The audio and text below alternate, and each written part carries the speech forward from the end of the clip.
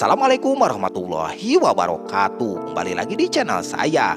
Di video kali ini saya akan melanjutkan alur cerita anime yang berjudul Okashira Tensei episode 3 dan 4. Oke, tak usah berlama-lama lagi, langsung saja ke alur ceritanya.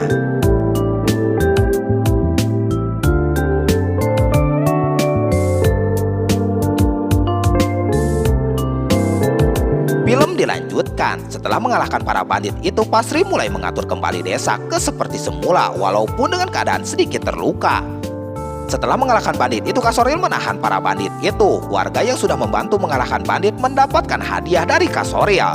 Begitu juga dengan Mark dan Lumi mendapatkan hadiah berupa pedang dan tepung. Karena kondisi sudah kondusif, warga melakukan pesta minum di rumah Lumi. Dan pada saat pesta, Mark dan Lumi keluar dari rumah dan berencana akan melihat kondisi dari para bandit. Sementara itu Pasri yang masih berada di dalam dan sedang memikirkan untuk membuat kue. Setelah itu Mark dan Lumi pergi ke tempat penahanan bandit. Akan tetapi pas sudah sampai, mereka berdua diusir oleh penjaga tempat. Kemudian Mark dan Lumi merencanakan sesuatu untuk bisa masuk ke dalam penjara.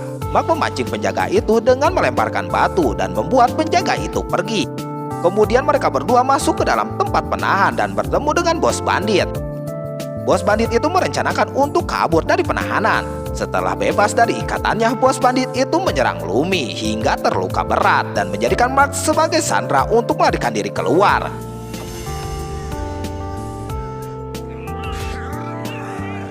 Kemudian seorang warga memberitahu warga yang sedang berpesta bahwa bandit itu lepas dan membuat Lumi terluka.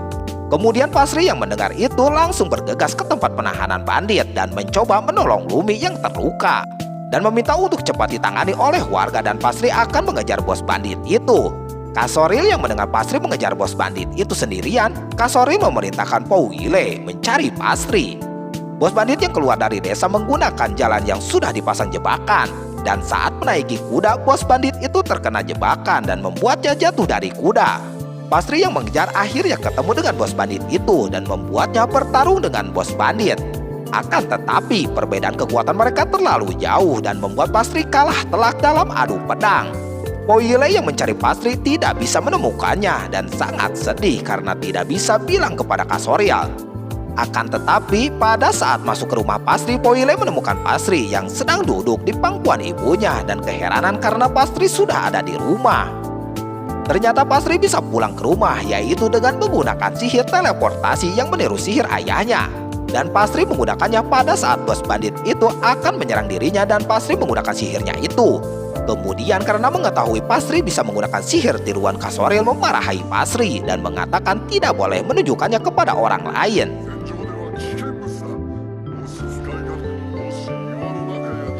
Singkat cerita, keesokan harinya Mark duduk diam dan Pasri menghampiri Mark. Mark ternyata sedih karena sudah membuat Lumi terluka dan mengatakan itu salah dirinya. Kemudian Pasri mengajak Mark untuk pergi ke rumah Lumi untuk meminta maaf. Pasri kemudian keluar dari kamar Lumi dan membiarkan Mark dan Lumi berdua. Sementara dia akan ke dapur dan membuat kue.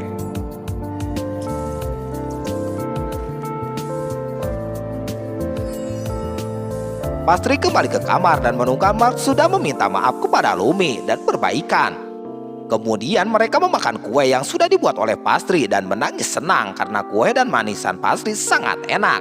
Saat mereka sedang makan-makan, tiba-tiba ayahnya Lumi datang ke kamar dan pura-pura akan memarahi Mark. Tapi itu hanyalah candaan dan malah mengatakan bahwa Mark harus menjadi pasangan Lumi dan menikahi Lumi.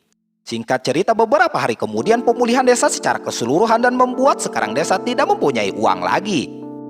Dan kini sedang dirapatkan oleh Kasoril. Powile dan Pasri, Kasoril berpikir untuk meminjam uang kepada bangsawan yang lain, tapi Powile mengatakan itu tidak akan bisa dan juga tidak bisa meminjamkan uang kepada keluarga Agnes yang berbangsawan kaya karena pada saat itu Kasoril dan Agnes melakukan kawin lari karena pernikahannya tidak disetujui oleh keluarga Agnes. Kasoril berpikir untuk meminjam uang kepada bangsawan yang lain, tapi Powile mengatakan itu tidak bisa.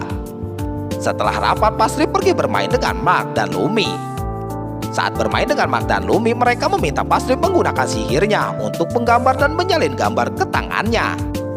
Kemudian Lumi mengatakan bahwa enak jika bisa menyalin wajah ke tanah atau kain. Dan Pasri yang mendengar itu mendapatkan ide untuk membuat keuangan desa. Kemudian Pasri datang ke ruangan Kak Soriel dan mengatakan bahwa dia mendapatkan ide.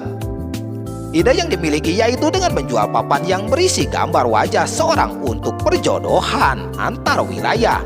Dan Kak Soriel yang mendengar ide Pasri menyetujui ide itu dan berpikir itu akan berguna. Singkat cerita, Kak Soriel dan Pasri ke wilayah selatan yang dipimpin oleh Kotretes.